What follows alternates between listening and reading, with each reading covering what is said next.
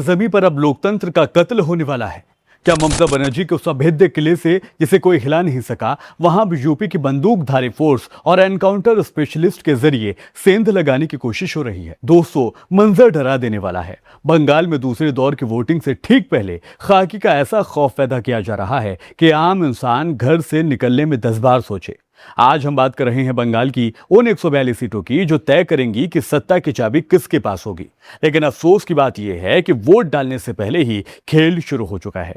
अब तक 1543 गिरफ्तारियां हो चुकी हैं और मैदान में उतारा गया है यूपी के उस पुलिस अफसर को जिसे योगी आदित्यनाथ का बेहद खास सिपाह सालार माना जाता है।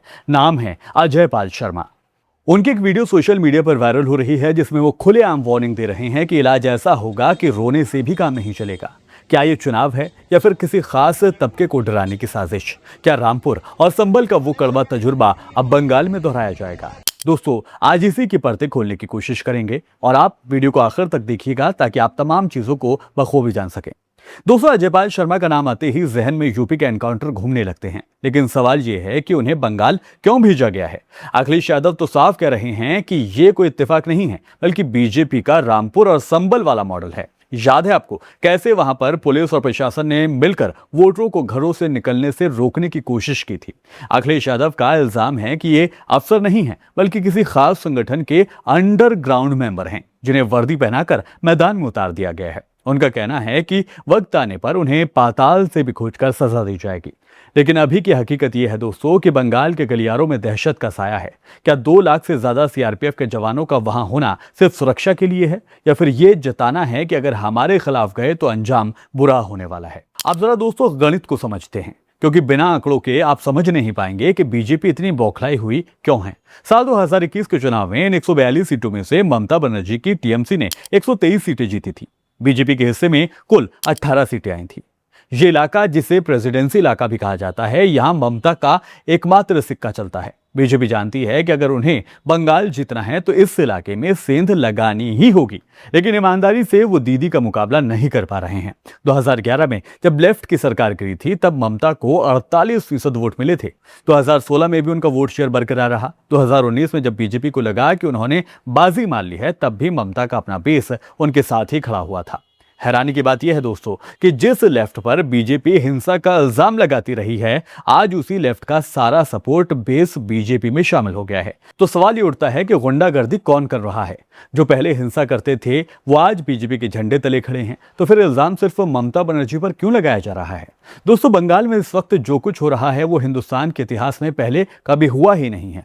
चुनाव से ठीक पहले वहां के chief secretary, DGP, home secretary और कोलकाता के पुलिस कमिश्नर तक का तबादला कर दिया गया। तकरीबन 250 अधिकारियों को इधर से उधर भी भेज दिया गया है। इतना ही नहीं, चुनाव से 10 दिन पहले उस संस्था आईपैक पर भी छापे मारे गए जो ममता बनर्जी की मदद कर रही थी।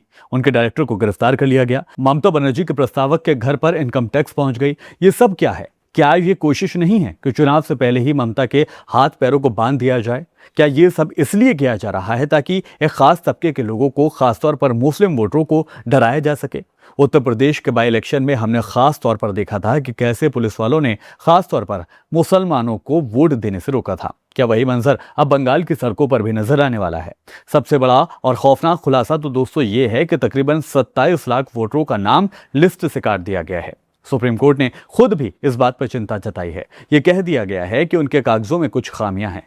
भाई, अगर खामी है तो उसे दुरुस्त कीजिए। उनको वोट देने का हक क्यों छीना जा रहा है? हमारा संविधान तो साफ कहता है कि एक भी हिंदुस्तानी का नाम वोटिंग लिस्ट से नहीं कटना चाहिए, लेकिन 27 लाख लोगों को वोट के हक से महरूम कर दिया गया है। ये लोकतंत्र की जीत मानी जाएगी या फिर हार मानी जाएगी? बंगाल को इस वक्त एक प्रयोगशाला बना दिया गया है। अगर ये प्रयोग कामयाब रहा तो यकीन मानिए कि आने वाले वक्त में पूरे मुल्क के अंदर चुनाव सिर्फ एक दिखावा बनकर रह जाएगा। बीजेपी ने हमेशा ममता बनर्जी को मुस्लिम परस्त कहकर निशाने पर लिया है, लेकिन ममता ने बड़ी ही चालाकी से इसका जवाब भी दिया है। उन्होंने मंदिरों का भी ख्याल रखा है और मस्जिदों का भी ख्याल रखा है। आज बंगाल का मुसलमान जानता है कि उनके हक की लड़ाई कौन लड़ रहा है। पिछली बार 75% मुसलमानों ने ममता को वोट दिया था और इस बार ये तादाद और भी बढ़ने की उम्मीद है। इसी वजह से बीजेपी दुख में है। वो ना तो मुसलमानों को टिकट देती है, ना ही उनकी बात करती है, और फिर वो किस मुंह से ये उम्मीद करती है कि मुसलमान भारतीय जनता पार्टी को अपना वोट देगा।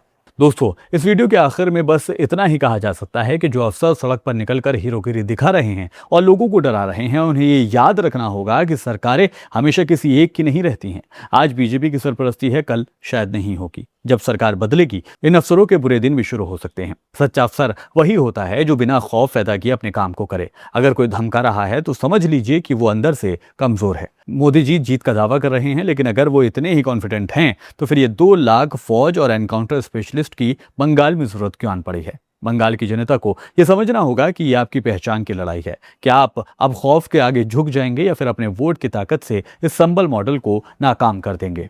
क्या लगता है आपको? आप अपनी राय हमें कमेंट में जरूर बताएं। इस वीडियो को ज्यादा से ज्यादा शेयर करें ताकि सबको पता चले कि बंगाल में चल क्या रहा है। फिलहाल मुझे दीजिए इजाजत, फिर होगी मुलाकात। आदाब, नमस्कार।